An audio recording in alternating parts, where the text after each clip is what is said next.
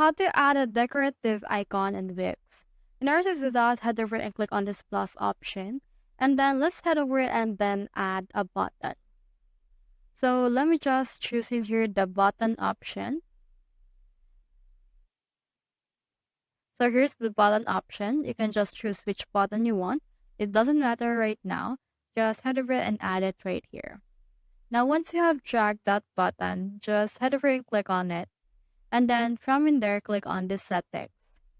Now in here, click on this choose what displays. So let's click on this right here and click on this icon only.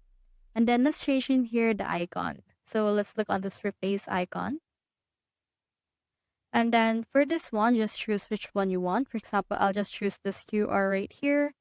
Or you can also just choose an image or anything that you want.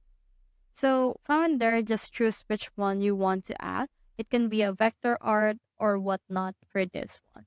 So you can also cut it out on the background in order to add it successfully. Now, once you have done that, you should be able to see it reflected right here. So that's how you add a decorative icon on Wix. Hope we helped.